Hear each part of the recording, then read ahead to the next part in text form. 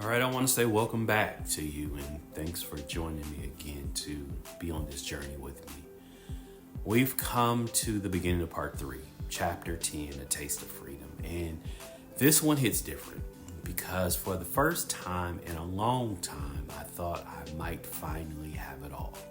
My mom and my dad were back together. After years of separation, arguments, visits filled with tension and distance, they were trying again. And as a kid who had only ever known fragmented love, that moment felt like gold to me.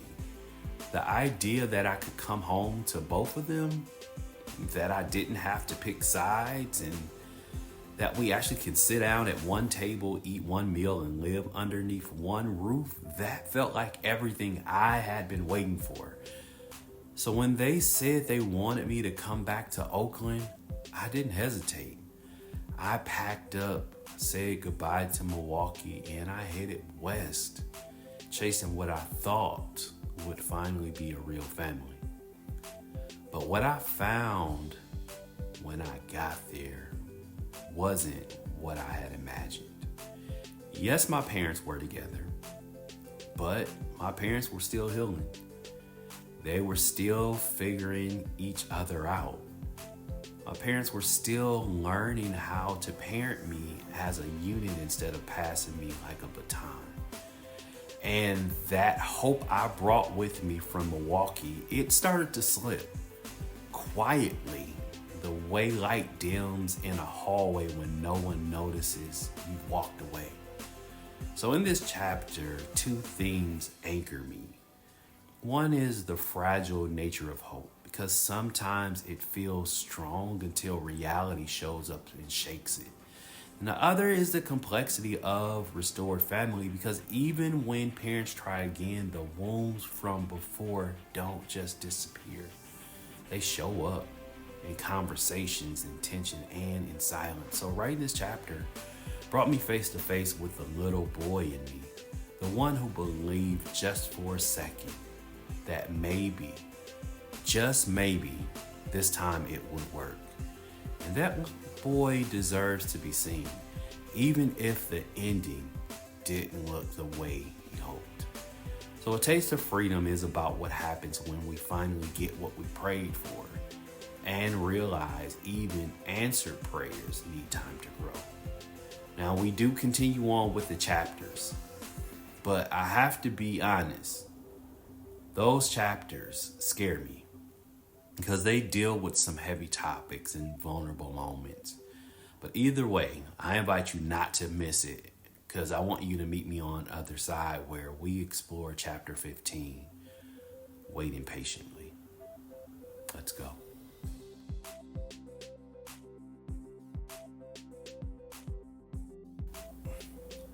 All right, family, let's talk about chapter 15, Waiting Patiently. It's a chapter that has shaped me mentally as an individual. It's a moment that created boundaries in how I operate as a person, as a human, as a partner, even as a friend. This chapter, though, it's not loud.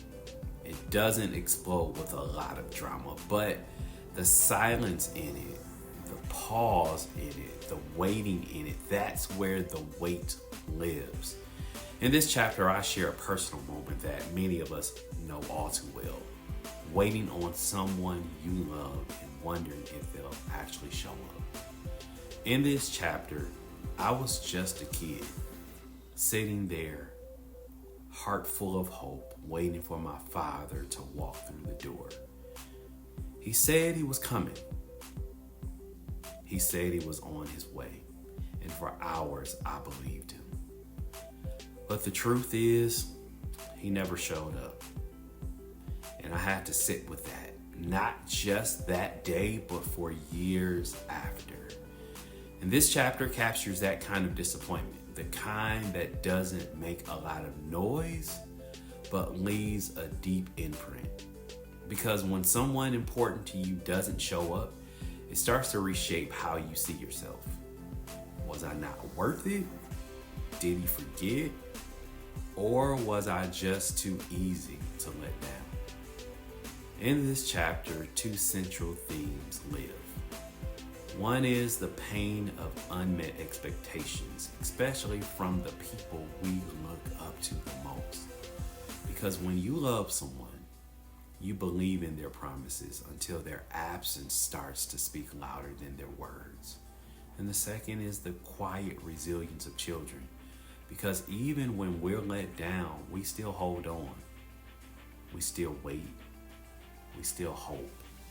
And in the process, we learn how to navigate a world that doesn't always give us what we need.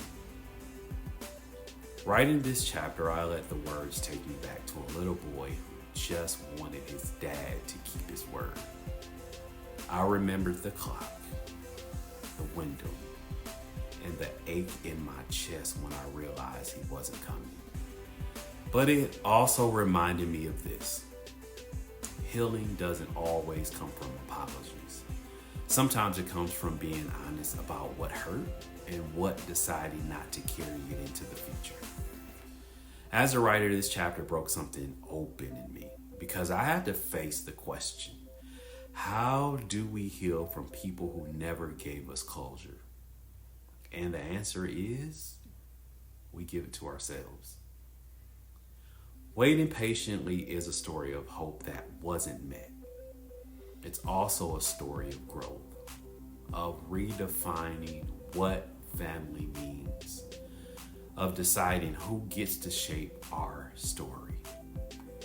There's more to this chapter, so I definitely invite you to read it. When you do, take your time with it and feel how I felt. Let it stir something in you, and then afterwards, when you're ready, I'll see you in the final chapter of this 3-part series, The Final Goodbye, a moment where I face something that no kid ever wants to.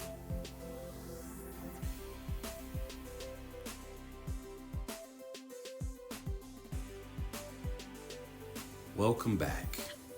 I'm really glad you're still here, and I really appreciate you so much for that. Doing this series has been an emotional journey, so thank you for being here with me. But we're here. We've reached chapter 17, The Final Goodbye, and this chapter was the hardest one to write. And honestly, it's been the hardest one to talk about. Now, after this, I don't know what may happen, but know that whatever happens is real, it's raw, and it's truth. My truth. Because this one is about my father and our personal relationship and the process of saying goodbye to a man I spent most of my life trying to understand. You see, my dad and I, we had history. Some of it good, some of it complicated, but a lot of it unspoken. There were things I wish he would have said.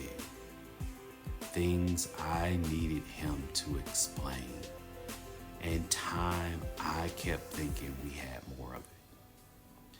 But when I got that call, I knew the time we had left was now measured in hours, but only I could do the talking. I remember walking into the room. I knew he couldn't respond to me. He was gone. He laid there wrapped in plastic, cold. Still, my dad.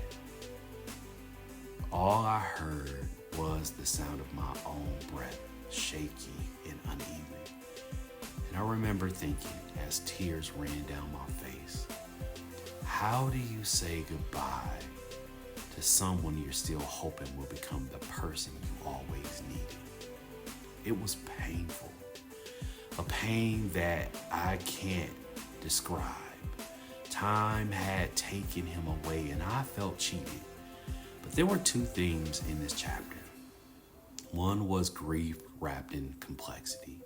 This wasn't just the loss of a man, it was the loss of possibility. of reconciliation that never quite happened, of questions I never got to ask. And the second was the sacredness of letting go, even when it hurts, even when it feels unfinished. When I wrote this chapter, I replayed the scene over and over in my mind, and each time it broke me down because I had to mourn more than just his life. I had to mourn the version of our relationship I never got to have. But I also had to acknowledge what was true. He was my father, and regardless of our past, he mattered to me. The final goodbye is more than just a chapter about death. It's about presence. It's about closure that doesn't come in perfect words, but in the final moment shared between breaths. If you ever lost someone with unresolved pain between you, if you've ever wanted to say one more thing, this chapter will meet you there. And if you're still waiting to forgive someone, or still holding space for someone who didn't show up the way you hoped, know this: you can find peace. Even if the goodbye wasn't everything you needed it to be. Thank you for walking with me through this journey. This chapter may be one of the last chapters in the book, but for me, it was the beginning of healing. And I hope these reflections of the book Oakland Hills, Milwaukee Rivers gave you some insight to what it's about, because there's so much more to it and so much more coming in the future. So keep following me on this journey. And I hope, just like me, that the answers you seek and the healing you need manifests itself through your truth. Thank you.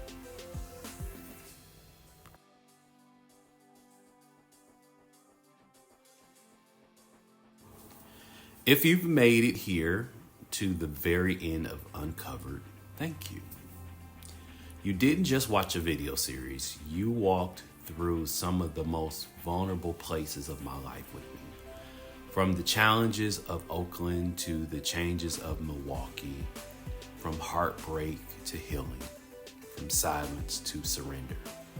Oakland Hills, Milwaukee Rivers is more than a memoir. It's a story of survival, transition, family, and faith. And these videos, they gave you a glimpse, but the full story lives inside the pages. If anything I've said, anything I've cried through, confessed, or uncovered spoke to you, then trust me when I say the rest of the story is in this book.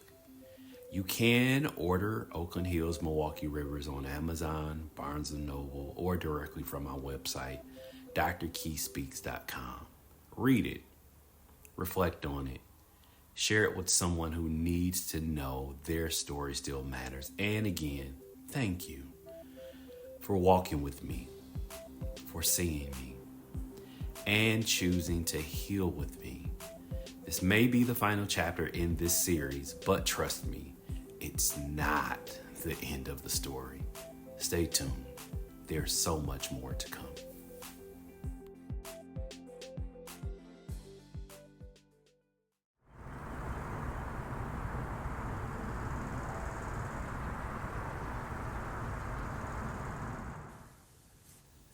Sometimes I don't think people really understood what she was to us. No, not just who she was, but what she meant. Aunt Grace wasn't just family. She was our fortress. She was the iron that refused to bend, the arms that never grew weary, the voice that sang lullabies into broken spirits and prayed over souls that had long stopped praying for themselves. She was our foundation, and she was stability. The kind that went unnoticed until it began to crack under the pressure of the very ones it held. She was taken for granted. I did it. They did it. We all did it. But why? Maybe for some it was ignorance, too young or too distracted to understand the magnitude of who she was. But for others, it was a willful disregard, a quiet entitlement, as if she'd always be there. Aunt Grace had a heart of gold, but more than that, she was heaven's steward, sent to intercept the devil's plans and reroute our family's future. She wasn't the stereotypical black mom that society tries to flatten into tropes. No, she was divinely assigned, an angel without wings with gentle hands and a calming voice. She was a gift, anointed, chosen, and unshakable. Aunt Grace was the kind of gift that you didn't recognize until you already broken the ribbon, torn the paper, and disregarded the box, only to realize too late that what was inside was everything.